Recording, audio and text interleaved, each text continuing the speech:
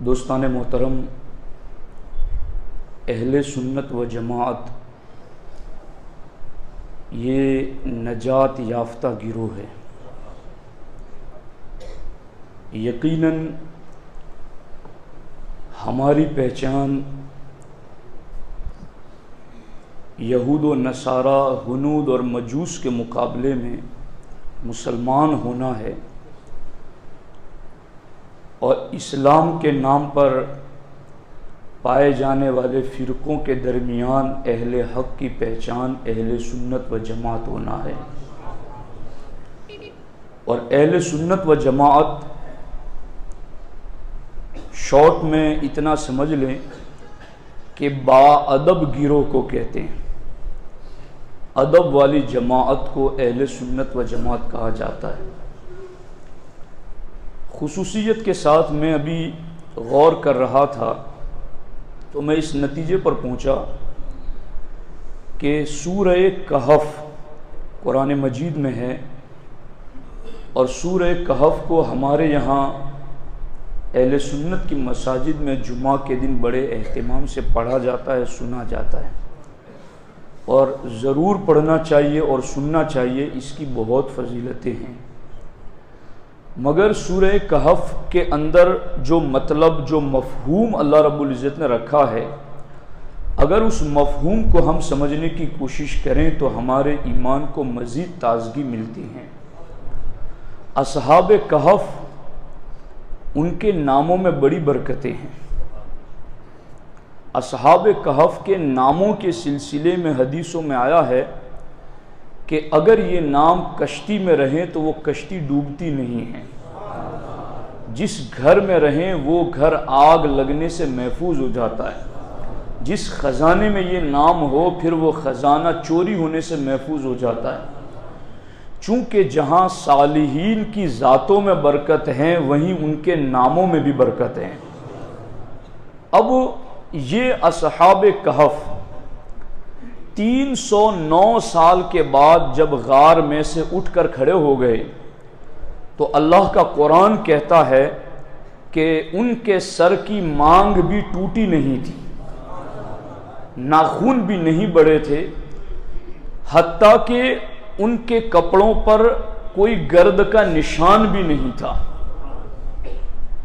اور پھر جب ان کا پورا واقعہ جیسا کہ آپ جانتے ہیں جب مکمل ہوا اور پھر وہ لیٹ گئے اور پھر ان کے مزارات بنے، تو وہاں پر جو بادشاہ تھے مسلمانوں کے، ایماندار جو تھے، ایمان والے، انہوں نے کہا کہ چونکہ یہ ولی اللہ کے محبوب ہیں تو اب ان کے مزارات ایسے ہی نہیں رہیں گے۔ قال الذین غلبوا علی امرہم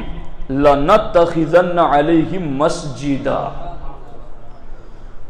تو وہ بولے جو اس کام میں غالب رہے تھے، وہ بولے جو اس کام میں غالب رہے تھے، کیا بولے؟ لنتخذن علیہم مسجدا، کہ ہم تو ان ولیوں کے مزار کے پاس مسجد تعمیر کریں گے۔ تو قرآن کے اس ضابطے کی روشنی میں مسجد والا وہی ہے جس کا ولیوں سے رابطہ مضبوط ہے، اور جس کا ولیوں سے رابطہ مضبوط نہیں ہے وہ اپنی مسجدوں کا جائزہ لے پھر سے، اور غور کریں کہ قرآن میں جو مسجد کا جو ذکر ہے وہ تو ولیوں کے پیار والی مسجد کا ذکر ہے، اور دنیا میں آپ کو واحد اہل سنت و جماعت ایک ایسا نجات یافتہ گروہ ملے گا جہاں مسجد بھی ہیں اور ولیوں کا پیار بھی ہے۔ اب ہم نے یہ سوچا کہ ہم نے بھی یہ مسجد، چونکہ اس کا نام ہی عائشہ ام المومنین عائشہ صدیقہ کی نسبت سے رکھا ہے، اور میں علماء کرام کی خصوصی توجہ کے ساتھ یہ بات عرض کرتا ہوں کہ حضرت شیخ احمد سرہندی مجدد الف ثانی رضی اللہ تعالیٰ عنہ مکتوبات شریف میں لکھتے ہیں، مکتوبات شریف میں لکھتے ہیں، اس کو بند کر دیا جائے اوپر والے مائک کو۔ شیخ احمد سرہندی مجدد الف ثانی رضی اللہ تعالی عنہ مکتوبات شریف میں لکھتے ہیں کہ میں جب بھی نیاز بناتا تو سرکار کے صحابہ اہل بیت سب کا نام لے کر مجموعی طور پر فاتحہ نظر پیش کر دیتا کہ یا اللہ اس کا ثواب سارے صحابہ کو پہنچے، سارے اہل بیت کو پہنچے۔ تو ایک مرتبہ میں نے یوں نظر پیش کی اور اس کے بعد خواب میں نے اللہ کے رسول علیہ السلام کا دیدار کیا، تو میں نے یوں دیکھا کہ آقا علیہ السلام میری طرف متوجہ نہیں ہے، یعنی سرکار نے اپنا چہرہ اقدس دوسری سمت پھیرا ہوا ہے۔ تو میں دل ہی دل میں یہ سوچتا تھا کہ حضور یہ میری شیرنی جو بھیجی ہوئی گئے یہ بھی تو موجود ہے، آپ میرا بھیجا ہوا تحفہ اس کی طرف نظر کرم نہیں فرماتے، وجہ کیا ہے؟ تو سرکار دو عالم صلی اللہ تعالی علیہ وسلم نے مجدد الفسانی سے ارشاد فرمایا، جس کو مجدد الفسانی نے اپنے لفظوں میں مکتوبات شریف میں لکھا کہ من بخانہ عائشہ می خرم، کہ میں تو عائشہ صدیقہ کے گھر کھانا کھاتا ہوں، جس نے مجھے بھیجنا ہے عائشہ کے گھر بھیج دے، میں وہی کھانا کھاتا ہوں جی۔ تو یہاں سے ان لوگوں کا بھی تو مسئلہ حل ہو گیا جنہیں حیات برزخی کے مسئلے سمجھ میں نہیں آ رہے، وہ یہ سمجھتے ہیں کہ یہ کوئی اور برزخی زندگی گئے، جیسے عام مردے قبروں میں لیٹے ہیں معاذ اللہ، نبی بھی ویسے ہیں۔ تو یاد رکھنا ایسی چیز نہیں ہے، انبیاء کو بھی اجل آنی ہے، مگر ایسی کہ فقط آنی ہے، پھر اس آن کے بعد ان کی حیات مثل سابق وہی جسمانی ہے۔ تو ام المومنین عائشہ صدیقہ رضی اللہ تعالی عنہا سے حضور کو پیار کتنا ہے۔ تو مجدد الفسانی کہتے ہیں اب جب بھی میں فاتحہ پڑھتا ہوں تو سب کے نام اجمالاً ذکر کرتا ہوں، مگر فاتحہ میں ام المومنین عائشہ صدیقہ کا نام یوں کہہ کے نہیں گزر جاتا کہ تمام ازواج مطہرات کو بھی پہنچے، بلکہ میں ماں عائشہ صدیقہ کا نام لے کر ان کی بارگاہ میں پیش کرتا ہوں، کیونکہ حضور کی بارگاہ میں وہ قبول ہوتا ہے جو ماں عائشہ صدیقہ کے وسیلے سے بھیجا جاتا ہے۔ تو ہماری اس مسجد کا نام مسجد عائشہ، یہ بھی ایک صالحین سے مسجد کا رشتہ، اور دوسرا ہم نے جو دروازوں پہ نام لکھا رکھے ہیں، ہمارے 4 بڑے بڑے سلسلے، قادریہ، چشتیہ، نقش بندیہ، سہروردیہ، تو ہم نے اپنے اس مسجد کے 4 دروازوں کے نام، یہ جو اس سمت میں دروازہ ہے یہ سرکار غوث پاک کی نسبت سے باب قادریہ ہے، یہ اس سمت میں جو دروازہ ہے وہ سرکار غریب نواز کی نسبت سے باب چشتیہ ہے، یہ آخری سمت میں جو ہیں وہ سرکار شہاب الدین سہروردی کی نسبت سے باب سہروردیہ ہے، اور ادھر باب نقش بندیہ ہے، اور بیچ کا دروازہ باب امام اعظم ابی حنیفہ ہے۔ لَنَتَّخِذَنَّ عَلَيْهِ مَسْجِدًا، ان صالحین کے ساتھ مسجد کا یہ گہرا ربط اور تعلق۔ تو یہاں یہ باتیں بھی عقیدے کی ساتھ ساتھ سمجھنی چاہیے، ورنہ یاد رکھنا اہل سنت و جماعت کہ بات ہمیں 2 ٹوک کرنا ہی آتی ہیں، اور اس مسجد میں بھی میرے ساتھی جانتے ہیں جو میرے ساتھ اس سفر میں حافظ مشتاق صاحب، مولانا مبارک، مولانا جابر صاحب، ناظم بھائی، اور ہمارے یہاں کے شوکت چاچا، یہ سارے لوگ جانتے ہیں بڑے آئے تھے بد عقیدے پیسے دینے کے لیے کہ ہم اتنے دے دیتے ہیں دروازوں کا، آپ ہم کو دے دیں، یہ دے دیں، لیکن ہم نے مال پر کبھی عقیدے کا سودا نہیں کیا ہے۔ اور یاد رکھنا یہ روحانیت مسجد میں تبھی برقرار رہے گی جب لَنَتَّخِذَنَّ عَلَيْهِ مَسْجِدًا والا عقیدہ مسجد میں موجود رہے گا، کہ جہاں ایک سمت میں ولی سے پیار والی بھی بات ہوں اور پھر ولیوں سے پیار کرنے والے بھی اس مسجد میں نماز ادا کرنے والے ہو۔ تو ایک تو میں یہ ایک ٹاپک دے رہا ہوں سوچنے والوں کے لیے، فکر کرنے والوں کے لیے، کہ قرآن میں مسجد کا لفظ ڈھونڈو تو تمہیں مسجد ضرار بھی ملے گی جی،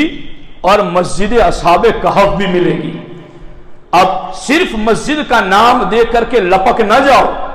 کہ چلو نماز ہی تو ہوتی ہے اور سجدہ ہی تو کرنا ہے۔ صحیح مسلم شریف کی حدیث ہے، حضرت سیدہ ام مبشر انصاریہ رضی اللہ تعالی عنہ،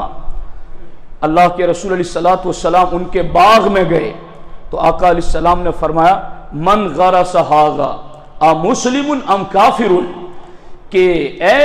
ام مبشر انصاریہ یہ بتاؤ کہ اس باغ میں بیج کس نے لگائے؟ یہ جو کھیتی پک کر کے تیار ہو گئی ہے یہ کسی مومن نے لگائی یا کسی غیر مومن نے لگائی؟ لوگ سجدوں کے بارے میں پتہ نہیں پوچھتے، نبی تو باغ کے بیج کا بھی مومن کا حوالہ پوچھتے ہیں کہ یہاں باغ مسجد میں کس عقیدے کے بندے نے لگایا ہے؟ تو سرکار دو عالم صلی اللہ علیہ وسلم نے فرمایا، بتایا گیا حضور انہوں نے لگایا۔ تو ہمارے آقا علیہ السلام نے ارشاد فرمایا پھر جب مومن کا لگایا ہوا باغ ہے تو پھر اس سے جتنی چونٹیاں دانے لے جائیں، جتنے پرندے دانے لے جائیں، جتنے جانور اس سے دانے کھا جائیں، بے فکر رہیں، ایمان والا ہے تو تجھے تو پتہ نہیں کہ تیرے باغ کے کتنے دانے چونٹیاں اور پرندے کھا گئے، مگر جس رب نے اجر و ثواب دینا ہے وہ ضرور جانتا ہے۔ سرکار فرماتے مومن کے لگائے ہوئے باغ میں جتنے دانے چونٹیاں چرندے پرندے کھا جائے گے اللہ ہر ایک پر اسے ایک صدقے کا اجر و ثواب عطا فرمائے گا۔ تو یہ چیز آپ نوٹ رکھیں اور اس کو یاد رکھیں، ورنہ جب مسجد حرام کی تعمیر کا مسئلہ تھا کہ مسجد حرام کس نے بنائی ہے، تو قرآن مجید میں جو اللہ رب العزت نے آیات ذکر فرمائی ہیں ان آیات سے پتہ چلتا ہے کہ مکے کے کافر یہ ابو جہل وغیرہ وہ یہ کہتے تھے کہ تم ہمیں کہتے ہو کہ ہم اللہ کو ماننے والے نہیں ہیں، ہم تو حرام مسجد حرام کی تعمیر کرنے والے، ہم تو اللہ کا گھر آباد کرنے والے، ہم تو کعبے کے متولی ہیں، اور ہم تو چاہے زمزم کے خزانچی اور اس کے مالک ہیں۔ یہ سارے حوالے وہ دے رہے تھے۔ اللہ رب العزت نے ارشاد فرمایا کہ تمہارے یہ سارے عمل اسی وقت قبول ہوں گے جبکہ تمہارے پاس ایمان موجود ہو، اور ایمان نہیں ہے تو کوئی عمل اللہ کی بارگاہ میں قبول نہیں ہے۔ 10 آیت اس وقت میرے ذہن میں ہے جس میں اللہ رب العزت نے فرمایا وَهُوَ مُؤْمِنٌ، کہ جو مرد و عورت نیک عمل کریں اگر مومن ہو تو اللہ ان کا نیک عمل قبول فرماتا ہے۔ تو ایمان عمل کی قبولیت کی بنیاد ہے، اور ایمان کسے کہتے ہیں؟ ایمان محبت رسول کا نام ہے، اور یہ خوش نصیب اہل سنت و جماعت کا حصہ ہے۔ اس لیے یاد رکھیں مسجدیں جب زمین پر بنی ہوئی ہو سجدہ کرنا چاہو تو قرآن سے پوچھ لو مسجد درار کون سی ہیں اور مسجد اصحاب کہف کدھر ہیں، تو پتہ چلے گا صرف مسجد تو دونوں جگہ ہیں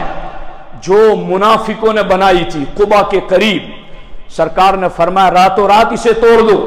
اس کی اینٹ سے اینٹ بجا دو، اس میں آگ لگا دو، چونکہ یہ مسلمانوں کے خلاف سازش کے لیے بنائی گئی۔ جہاں پیغام محبت رسول کے خلاف دیا جائے گا تو پھر اسے منہدم کر دیا گیا، گرا دیا گیا۔ اور پھر مسجد نبوی کی تعمیر اور قبا کی تعمیر کی بات آئی تو سرکار خود اپنے ہاتھوں سے پتھر اٹھا اٹھا کر کے اس کی بنیادوں میں لگا رہے تھے۔ تو اس لیے